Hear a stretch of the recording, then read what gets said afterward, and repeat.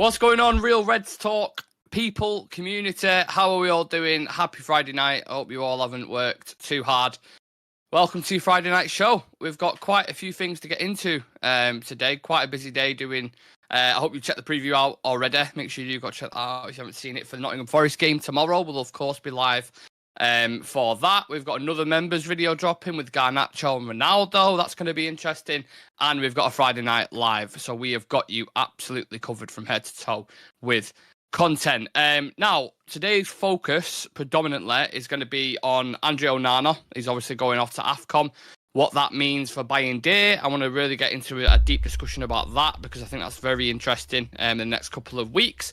We also have lingering situations with Sancho and Greenwood and things like that. And then we have a few other little bits that we need to get into. There was a couple of quotes from the press conference today about certain players returning. So I want to talk about that as well. First and foremost, are we happy it's Friday, lads? Yeah.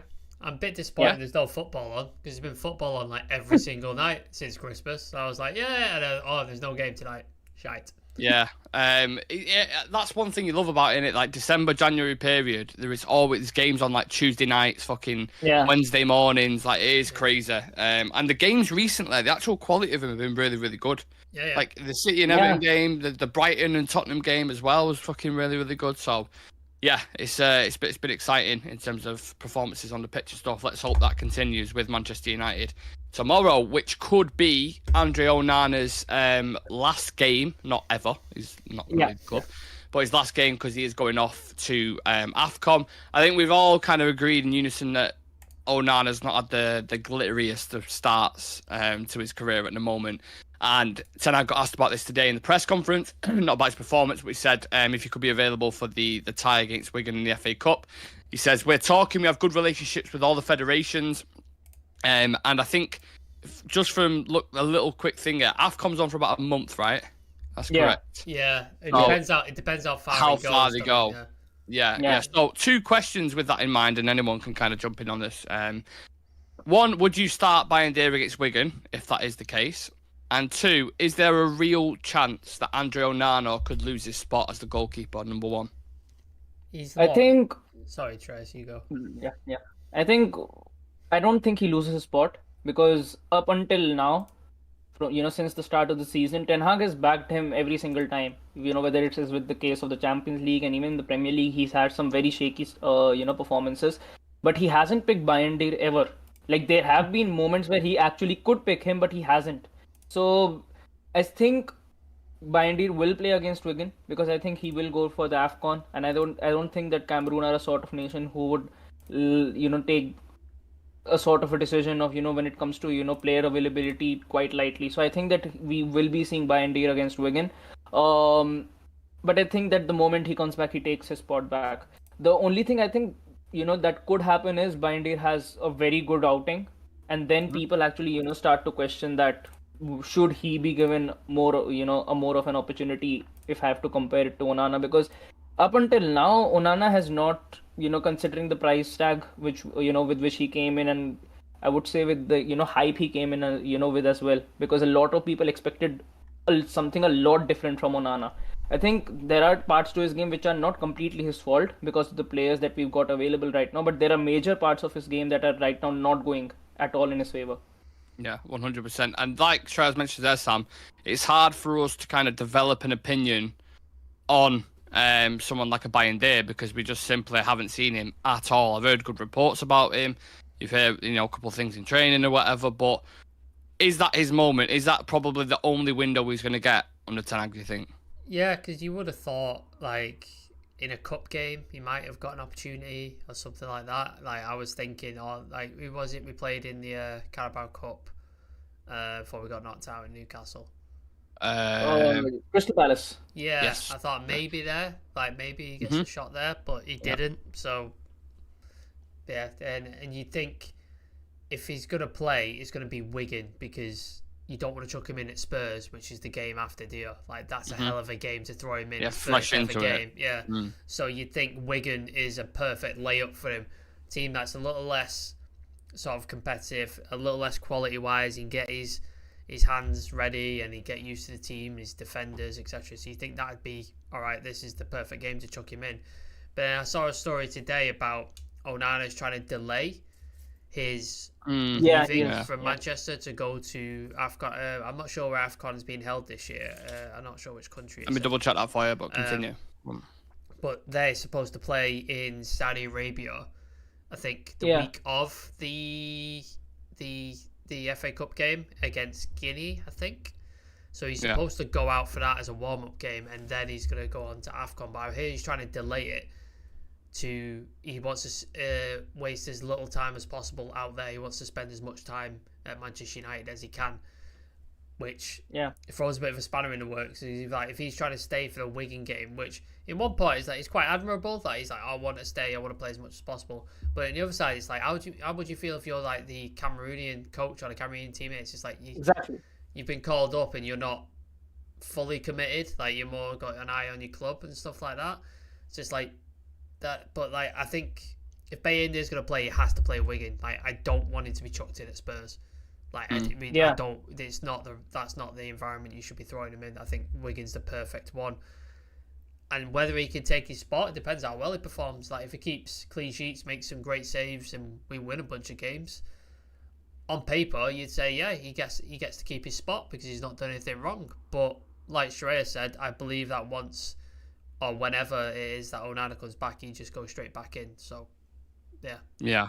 Ten Hag has been stubborn in that sense. I'm just looking at the locations. I don't know any of these fucking locations. So maybe you look them. I'm pretty good. I'm pretty good at geography as well. So Cancun. Cancun. Cancan, like Kankan. Okay. Cancan. Yeah. No idea. Never heard of that. Yeah. Labe, so Labe. No. Okay. And Nzerekore. Nice. Never heard of it. No idea where them places are. Unless fucking Google's lying to me. I mean, maybe someone could say it in the comment section, but that is where it's saying it's been hosted. I don't know if they're African cities or I have literally no idea. Ivory Coast. Yeah. Cancan is in Guinea. Guinea. Okay. Yeah. Okay. It's saying here Ivory Coast as well. Maybe AFCON it's a couple of countries. Yeah, potentially. So, yeah, but you mentioned about Onana there and Cameroon is interesting because he's got a bit of beef with Samuel Eto'o, hasn't he? He's actually like, I think it was over something in Qatar. I think they had a disagreement or something and they sent Onana home from Qatar and that's why the whole kind of beef happened with Cameroon. So that is an interesting factor.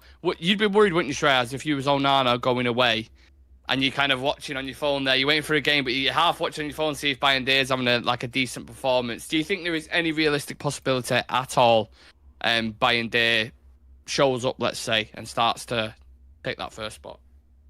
I think with United, you never know what's going to happen. Like, we never expected Harry Maguire to actually come back and win Player of the Month. We didn't expect McTominay to have as big of a role this season as he has been having. So it's not out of the realm of possibility that, Bayindir has a good performance. He gets a clean sheet against Wigan.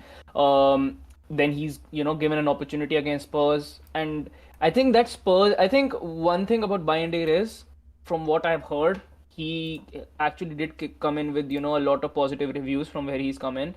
And he is a highly rated keeper as well. But I think, like we mentioned, Dubravka last season as well, under the lights of Old Trafford, even he fumbled a lot. Yeah. So if he's given the start against Spurs, if he is, and if he has a good, debut at Old Trafford, I think that's when I think Onana will be more worried that, in his debut game, he's done that well. And in my debut game, I got off, by a controversial angle against Wolves. So it's going to be tough, but I still think Wigan, I'm sure that Bayindir will play, but with Spurs, I think he'll be brought in. Onana will be brought in, unless something completely out of the blue happens. Yeah, I'm not sure how good Bayindir is with his feet as well. I mean, it's not as if we've been playing out from the back a lot anyway, but I'm not sure if he is that capable on the ball. I have to admit, I've never watched him like a proper. I've only seen highlights of the guy, so that's an interesting one. How would you rate Onana's time here so far, Sam? Would you agree with our assessment because we did the flop of the season and he was the goalkeeper in there? Yeah. You're on. You muted, Sam. Mute. Sorry, I was opening my can. I didn't want it to make a noise. Yeah, I watched your flops and the flop bit that you did on the transfer thing yesterday. I think in the league, he's not been as bad as everyone's making him out to be. He has made mistakes. Champions League is kind of where he's absolutely set fire to Yeah. the building and burned everybody around him. Well, he put us out then.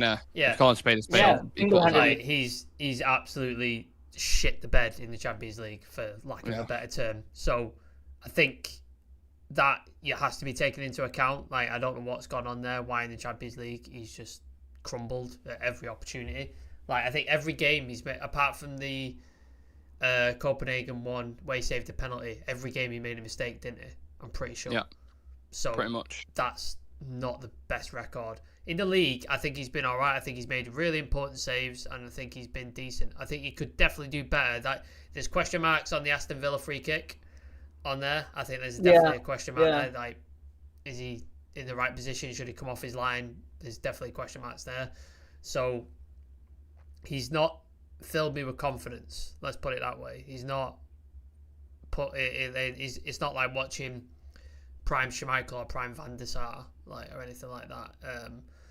But you have to remember as well, like, Shreyas' favourite player, David De Gea, when he first came to the club, his first season was heart-wrenching. It was just watching him anytime a ball came into the box, trying to command his area, and I mean, I remember panicking every time I would watch a game. Like, he was, and then he eventually, a couple of seasons later, he was voted the best goalkeeper on the planet, and he was unstoppable. Yeah. So I think the guy deserves time to bed in, and I think next season you probably see a much better, much more confident Andre Onana. But again, we shouldn't rest on our laurels, and we shouldn't just give him a free pass, because he should be collared for his mistakes in the Champions League like he has. And if he keeps doing it, and he keeps doing it next season, then you got to look and go, right, this guy hasn't got it, and we need to look elsewhere. Remember that period after Schmeichel and before Van der Sar where we just went through keeper after keeper after keeper after keeper? We need to avoid that. We need to make sure we avoid that, because that was a bit of a shit period in our history. So, yeah, we need to.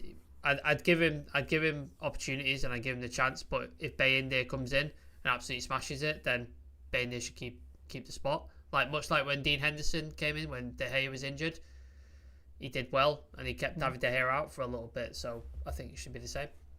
I think the goalkeeping position as well is one where you need stability. You can't be fucking about and messing about there, because it's one of them spots that you have to have a player there every game pretty much. And I think that's one of the reasons why Ten Hag does play him so much. But like you said, if you don't play him in this Wigan game and you just throw him into the Spurs game, I just think it's bad management on his part, in my opinion. But we know what Ten Hag's like. He can be stubborn at times.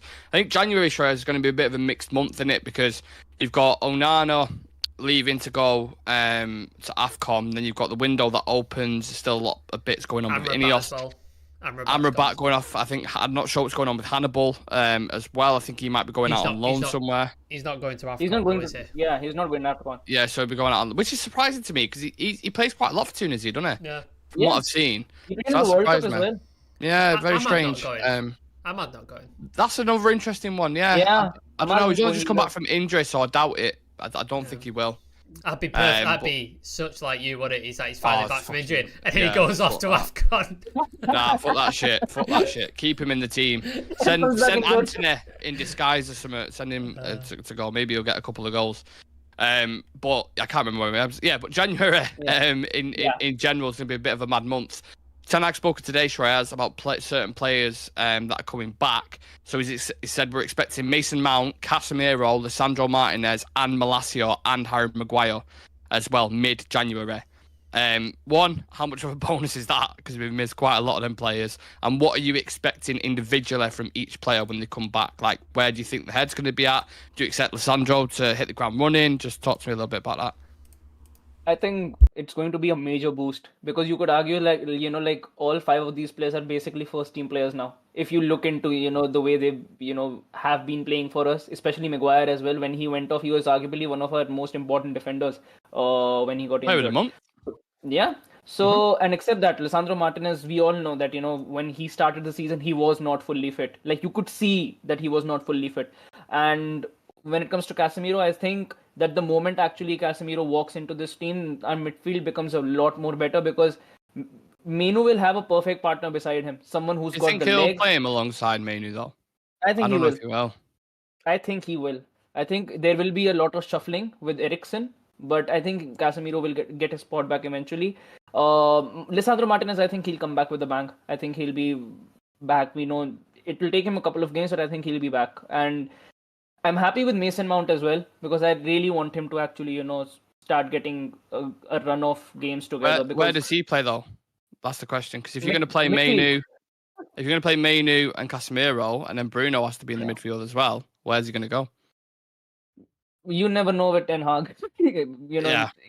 He might just go Bruno, Mount, and Mainu in a game, or Bruno, Mount, Casemiro again. You never know with Ten Hag what kind of midfield is going to be going in with games. But I would still say I would rather have Mason Mount in a midfield than Scott McTominay because at least with Mount you know that he'll be offering more when it comes to tracking back. He won't be jogging back. We see that the kind of runs and the kind of energy he brings to the table. So and I think Malacia is going to be a good addition as well because still don't know what happened with him. Like genuinely still don't know what happened with him when he had a setback, I think, after his knee injury. So he came back. It was I think set to return in November and then had another setback on top of that, which prolonged it until January. I think that's what's happened. I think personally, if he comes back, will you still keep hold of Reguilon or not? Because I still think that he's a better player than Reguilon. I genuinely think he's a better player than Reguilon. Oh yeah. And it's good because he's still a youngster. And Luke Shaw will, I think when we did actually play Luke Shaw as, left centre back, we saw Malacia a lot at left back. And I think it will be a good addition because we need these sort of players and we've seen how badly we struggle with injuries. And we've seen that Ten Hag actually likes to make a lot of changes mid-games. And because he doesn't really have that many options right now, he's forced to make certain changes that are not as good when when it comes to quality on the pitch. And I think perhaps with Mason Mount, like going into a game, we see McTominay being brought on, like when you're leading 3-2 or 2-1. Even against Villa, we were leading 3-2 and we brought McTominay on.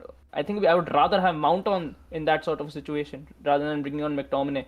And same with Casemiro as well. I think, and I'm not sure if Casemiro will be given as many starts, but I still think that he'll have a major impact on the remainder of the season because considering, judging them by performances, he's still been better than Amrabat. Even though Casemiro hasn't been as great, he still has better. He still had better performances than Amrabat, and there's still been rumors that we are not willing to trigger that buy clause in Amrabat's contract. So there's still a lot of, I would say, question marks in that midfield because Mount is still going to be coming back and Mount is supposedly one of his most prioritized players in the summer window. So I think in the midfield, barring Bruno, anything can be shuffled right now. Sam, how much of a difference do you think it would have made to this campaign had them players been fit and available for the majority of this season? I think Lisandro Martinez, you can see the impact he has. He's not being. I miss him so much. Especially, I think because Onana was brought in for his ability with his feet and ability to play out for the back. When he's got like Harry Maguire in front of him or Johnny Evans, can't really do that, man. The only player we have that's capable of doing that in that back line is Luke Shaw, and he's been out for a while. So when you got Lisandro, we saw it all last season. He'd get the ball, he'd turn, and he's just press resistant. Anytime somebody tried to press him, he'd be away, and his ability on the ball and his passing is fantastic. So that ability to turn, avoid the press, get the ball to a midfielder like Bruno or Casemiro, or even out to the wings. I've saw some diagonals he was doing. He is, and he's ferocious as well. Like we all call him the warrior, but you see it on the pitch. Like every tackle, every the clearance, every sort of interception, he's fighting for it and he puts everything into it. And I think that rubs off on people. Like I remember there was an image of him and Dallo when they made like a clearance and they were like bumped into each other and almost headbutt each other, like fucking. Yeah, that's what he brings to that defense. And no offense to Harry Maguire, because I think he's come back and he's done well, but he hasn't got that in him. Like he's not that personality, and neither is Luke Shaw. Like I like Luke Shaw a lot, but like he hasn't got that personality in him.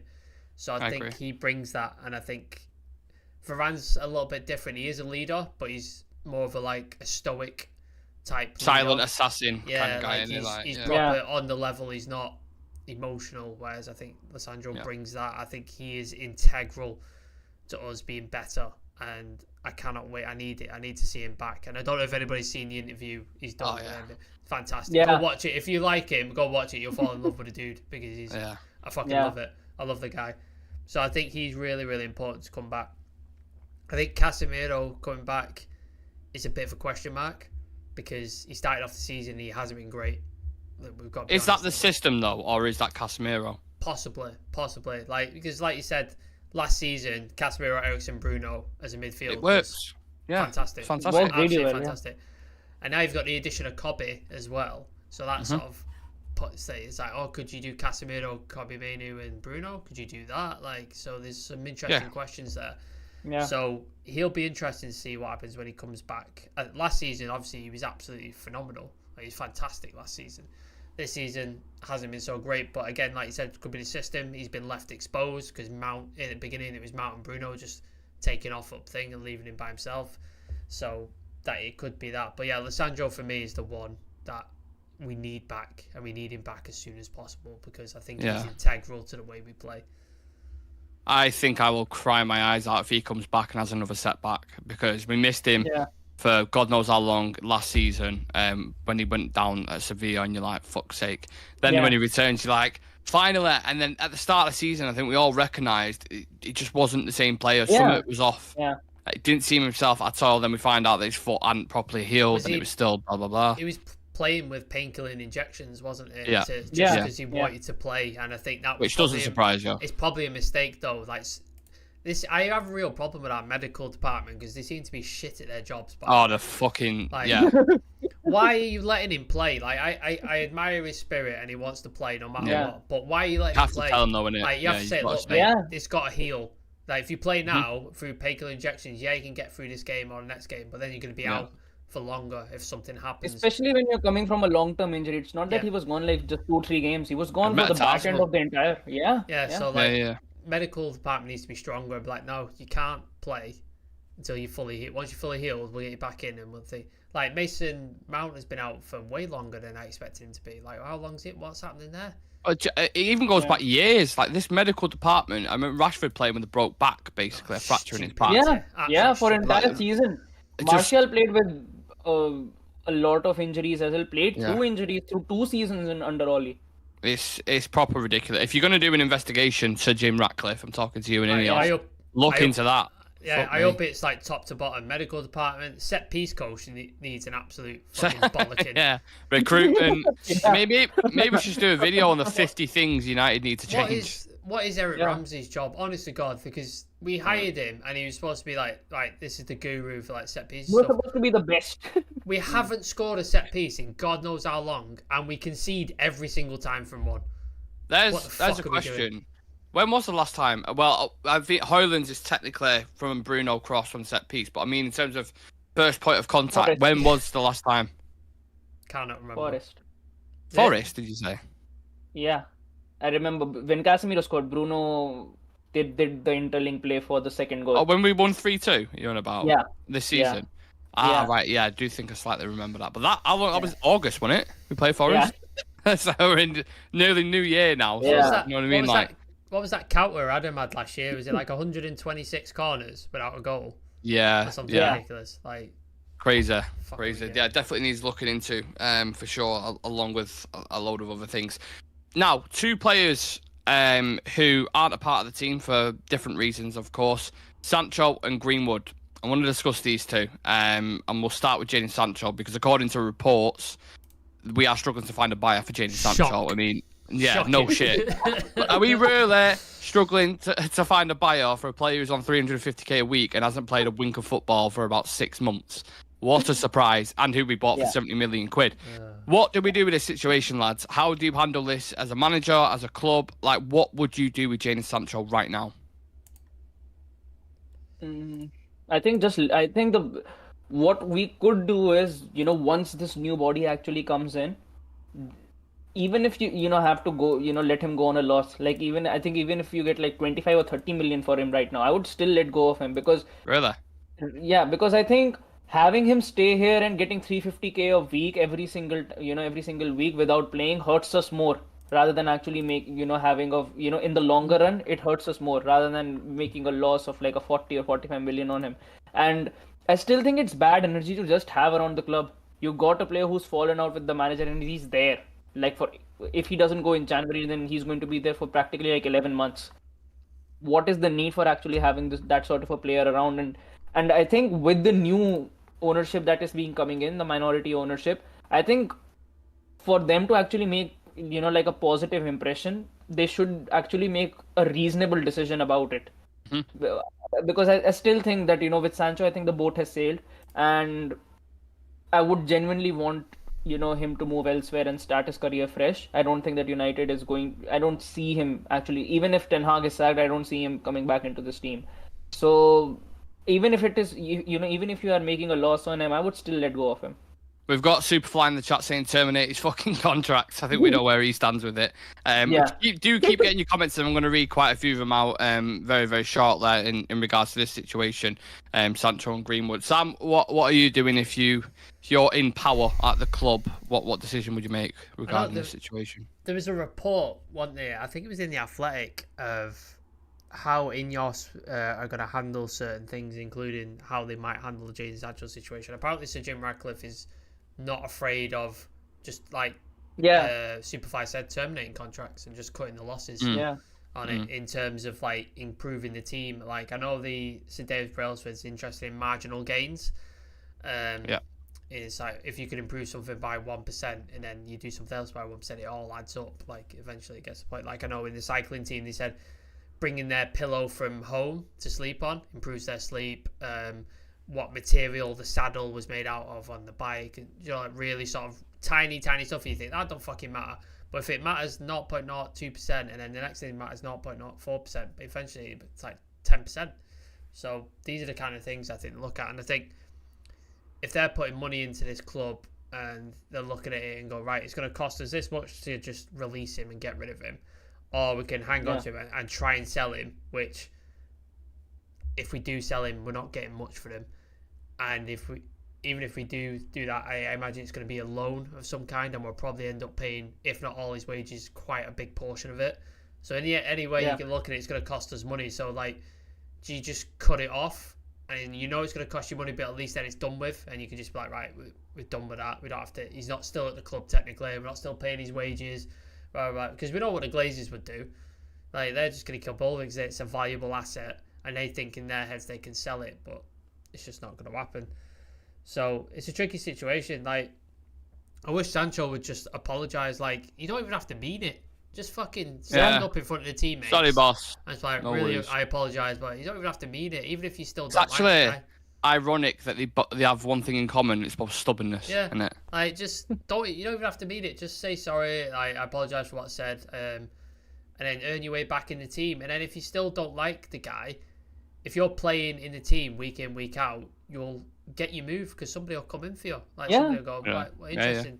But in a minute, nobody's coming in for you because your attitude stinks, your wages are absolutely insane, and United are not playing you. So nobody's going to look at it and go, oh yeah, I'm going to get him. Like, so it doesn't work for him at all. So it's a tricky situation, man. Like, I hope we can sell him, but where are you going to sell the guy who's on 350k a week to? Saudi is the only destination for him. And with his record as well, who's going to look at? He's had trouble at United, trouble at Dortmund, trouble at fucking City.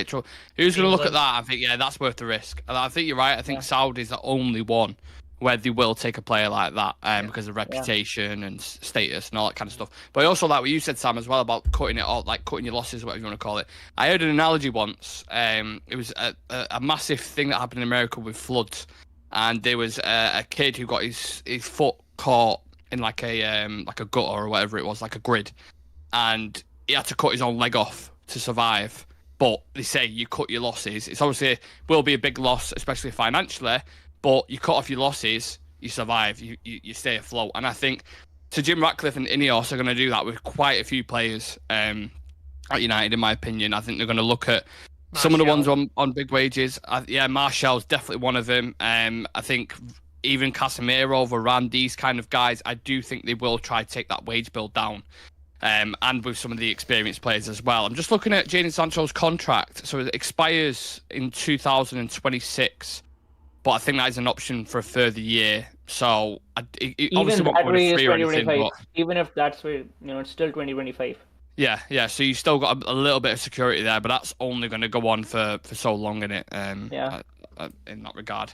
Another player, completely different situation. Mason Greenwood, Trey, has links with Barcelona, potentially other Spanish clubs as well. Apparently a 40 million offer has already gone in that we've rejected. Yeah. How true that is, I'm not entirely sure. One, what should we take for him? And do you think he might return? What do you think is more likely in this scenario? I genuinely think there is a good possibility that he might return. Because I think the only reason why we didn't sell him right now is to actually delay it.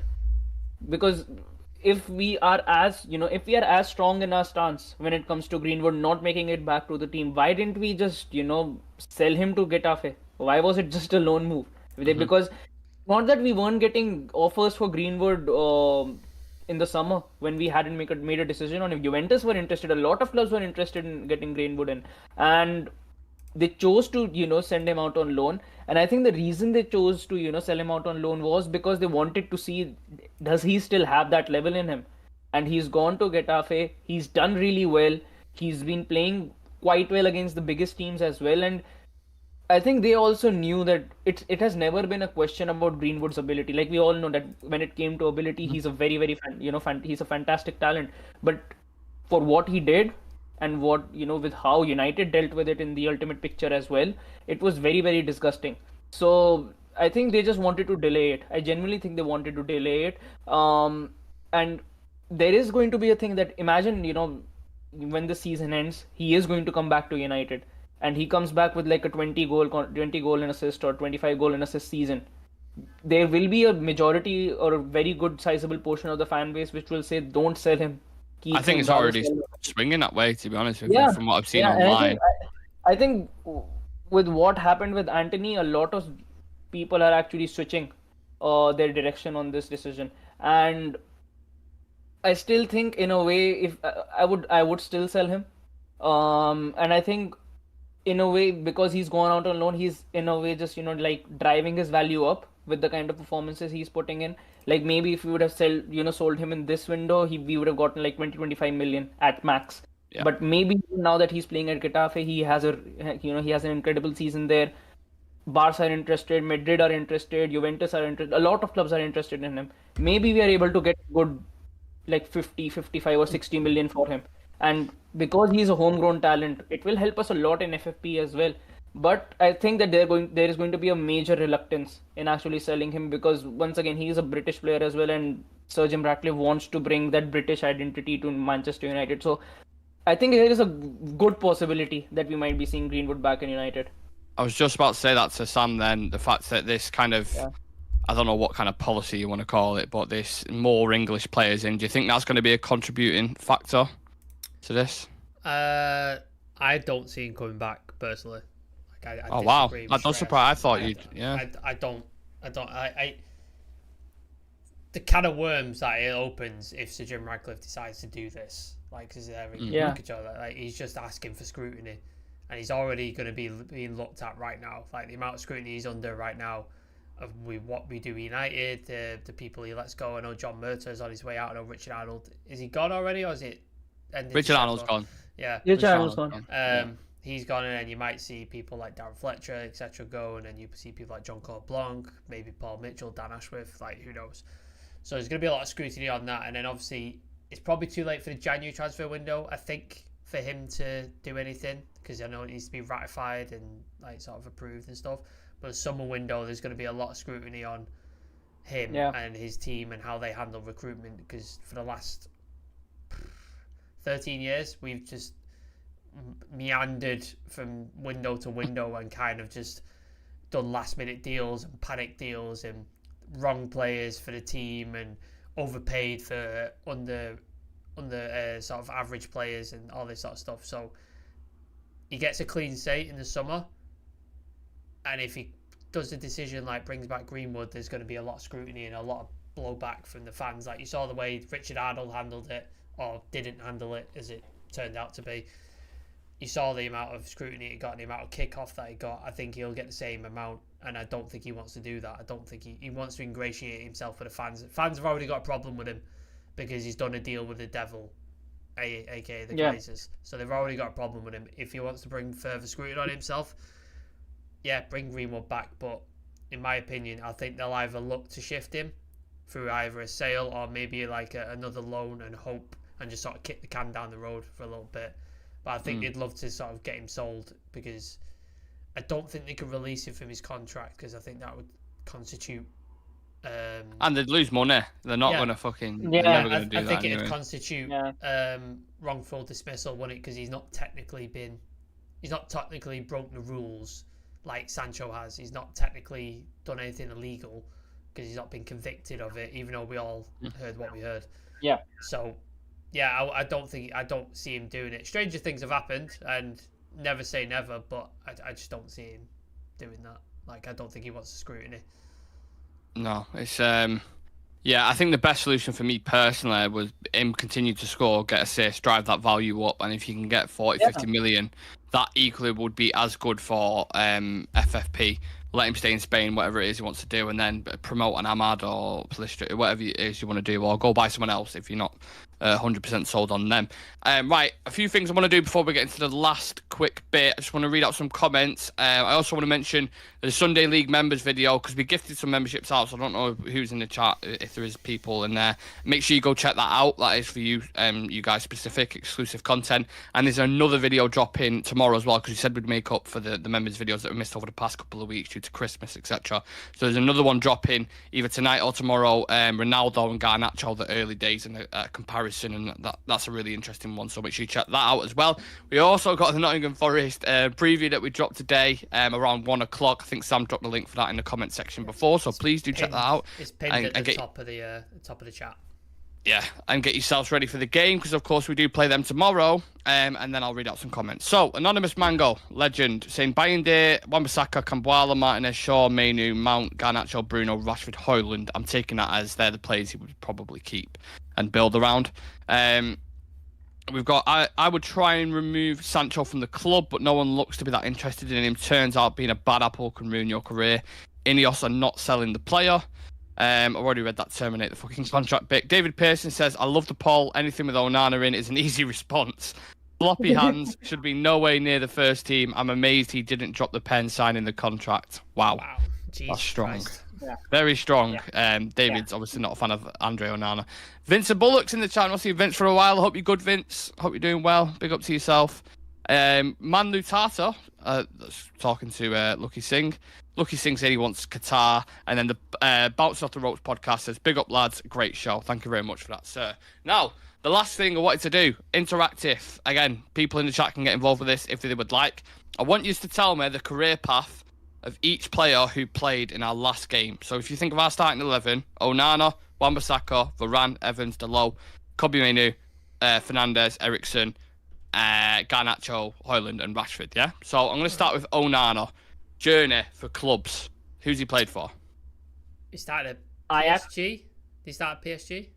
Nope. Is he youth team? Barca? Nope. That's Barcelona. the one. La Masia, are they called? La Masia? Yeah, something yeah. like that? Barcelona. Yeah. Who after that? He went somewhere else before Ajax. I'm not sure where he went after Barca. No, it's Ajax. It's Did he go Ajax. straight to Ajax? It's Ajax, Okay. mate. Yeah. And then the rest you can Oh. complete. Into Milan Then it's United. Inter Milan and then United. Correct. Aaron Wan-Bissaka. Crystal Palace United. Correct. Pretty simple. Raphael Varane. Yeah. I think he was at Lens. Lens, Yep. yeah. Yeah, and then he went to Madrid and then he's at United. Correct. This one, and for people in the chat, I would be fucking really impressed if you got all these teams. Johnny Evans. Career path. United? United? I want the He was in loans. I want the loans as well. West Brom. He's in there. Yeah. Leicester? Yeah, he's in there. Yeah. Uh, The two loans that he went. If anyone gets this in the chat, I remember one, but I don't remember the club of that big league. shout out. One of the clubs I remembered, but the other one I was like, he went on loan there. What the fuck? Yeah, he was. Don't remember that. It was a Belgian club. I'm forgetting Yes. the name. Anderlecht. You're right. Did he go to Anderlecht? No, he close. He close. Very close. Anderlecht. Antwerp. Yeah. Royal we had- Antwerp, Royal Antwerp. Antwerp. We had a feeder system, didn't we? Yeah, Antwerp yeah. back in the day. So yeah. Yeah. That makes sense. Antwerp. And Ahmad's club, Sunderland. Sunderland. Sunderland. Correct. So Sunderland, United, Ahmad's Antwerp, Sunderland, West Brom, Leicester, and Man United. Obviously back here now on a 1-year deal. Diego Dalot. Where the fuck did we buy him from? We bought him from Porto. Porto. Yes. Okay. Correct. Then United, he went on loan to Milan for 1 season and then back to Madrid. Spot on. Kobe Mainoo. United. Academy. Yeah, we knew that. Now this one as well, I couldn't get all these clubs. Bruno Fernandes. Udinese. He played for Udinese. Sporting. That's one. Sporting is another one, yeah. Sporting, yeah. United itself. He played for Sampdoria 1 Yes. season as well. Yeah. Except No one will get this other club. I'm telling you, they will not get this other club. Did he Not play even in the chat. Did he play in France? No. I'm guessing it's another Rio Ave Nope. or something. Benfica. No, not Benfica. I would bet £1,000,000 no one will get this fucking club. Unless they've Googled it. I'm telling you, because I've never even heard of the club. Don't tell you? Which league is it in? I think it's a Portuguese team. That's what I mean. I don't even know. I think it's a Portuguese team. No idea. Go on, give it me. I don't know. Novato. No, I never would have got that. What? Yeah, exactly. I need exactly. the Portuguese Novato. Premier Division. Probably like a League 2 in Portugal or something, I'm guessing. Christian Eriksen. Oh, Eriksen Where did Eriksen was at Ajax. No, he won it. He did what? What did you say? I'm saying Eriksen he was one time he was in he Ajax. academy? Then Did he make started the at first Ajax. team? Did he make he the started first at team? Ajax. Yeah. Yeah. I thought he was just in the academy. Ajax. I didn't know he was From Ajax he went to Spurs. Yeah. into Milan. Spurs he went to Inter Milan to Brentford and then to United. Yes, correct. Next up, the greatest winger in the world, Anthony. I don't know why I've got Anthony in there because it was Rashford who played, but we'll go with Anthony anyway. Sao Paulo. Yep, correct. Ajax Correct. and then United. Correct. Yeah. This one, there's one club in this I don't think he'll get. Hoyland's career path. Atlanta. No, it's just Nope. Copenhagen first. Yeah. He was at Correct. Atlanta though. Hoyland. Yeah. No, he is, yeah, but I'm saying like from start Copenhagen, to and then he went to fucking. I can't remember the name of his team. I I do know it as well. I fucking know it. Yeah, I know as well. 1 second. I just don't know how to pronounce it. I know the club. I don't know how to pronounce it. Is it an O? Sturm Graz. Sturmgras. Yes. Something like that. Yeah. Well done. When he Fair came play. in, that's when I googled every single thing about him. I was going for it. I thought it was fucking Genk. I don't know why. There's just the G, the grass stuck in my head. Then, of course, Atalanta. And then, of course, Manchester United. Garnacho's obviously an academy prospect, but where did we get him from? Atletico. Atletico Madrid. Yeah. Yes, correct. Smashed that, to be fair. I think the only couple ones, the Novato, Bruno, was a tough one. Any others did you miss at all? Antwerp, you got that. You got Sunderland. Yeah, pretty much smashed that. Fair play to you. Everyone in the chat was a little bit quiet on that one, so yeah, need to up your knowledge there. People were just fucking Googling furiously. Yeah, probably. No idea. So, that is the end of the show, guys. Thought I'd do a little bit of fun there to end it. It's Friday night, after all. So, I hope you all enjoy the weekend. Have a fantastic new year. If you happen to have a bit of spare time, do check out the new members' videos. Do check out the preview as well. We'll be live tomorrow. Yeah? I've got one for you. Okay, go on. Altay Bayindir. Oh, fucking hell. I don't even know what club we bought him from. Is it Fenerbahce? It was. Yeah, Yeah, Fenerbahce, yeah. And he was at a club before that? Yeah. You ain't getting that one. Not a fucking There's Premier. no way. There's no You way. could have given me a... I Like, don't even want to even United. if you look at it, you won't be able to name it. The first one is a fairly well-known Turkish team, and then the middle one you never get in, and then it's Fenerbahce and United. So the first one you might get. No, Turkish couldn't even team. guess. Begins Turkish team. Begins with a B. Besiktas. No. Bursaspor. No, even in the Turkish. Bursaspor. Yeah. So he was at Bursaspor, and then Ankara Gurucu. I've fucking no idea what that team is. Never heard of it. No then idea. Fenerbahce, and then Man United. Yeah, no, that was a hard one. If you would have given me a bit of a different one, I might have not struggled. I mean, I would, like I said, go on, throw us one. That's more of a... Let's have a look. Can be an old player, whoever.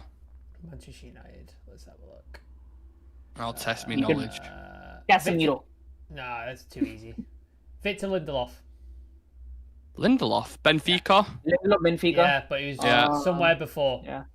Somewhere before Benfica. You ain't getting United, Benfica. Swedish team. Yes. Is it beginning with an A? Nope. Let's go through. I don't know a lot. Does it begin with a G? No. No. You're not getting it. I've never heard of this team in my life. No, I just know it's Swedish league. I don't know what team Yeah. it was. Vasta SK. Yeah, no, not a chance. But I have got that. All right. What about Sofia Amrabat? So Amrabat was Utrecht? at Utrecht. Right, yeah. Yeah. Go ahead Eagles. Nope. There. No. He went to Club Brugge. He went to Club Brugge once. There's a club before that. Club before. Club Fiorentina. Brugge. Nope. No, Fiorentina was after Club Brugge. Oh yeah, of course, yeah. He played for Utrecht. He got Utrecht. he played for Feyenoord. Yeah, Feyenoord, Then yeah. Club Brugge. Feyenoord. Then Club Brugge. Yeah. And then there's a team I've never heard of in the Italian league that he went to on loan. What they call? He played for Verona. Yes. Oh, Verona. Hellas Verona. My Verona. Sorry. And then Yeah. next. Fiorentina. Yeah. And then he went Manchester back to United. he went Yeah, back United. to Verona. And then, on loan. then he went back to Fiorentina, and then he went to Manchester United. And then he's going back to Fiorentina because we're not going to sign him. I don't think we will anyway. There you go. Yeah, there we go. Right, Yeah. I don't think we need to say anything else there. Make sure you drop us a follow on socials. Subscribe to the channel if you haven't done already. Leave a like on the video if you've enjoyed this show. And we'll see you tomorrow for the game. Pre-match, post-match, all that kind of jazz. And let's hope we smash Nottingham Forest and go into the new year with smiles on our faces. Take care, everyone. Peace.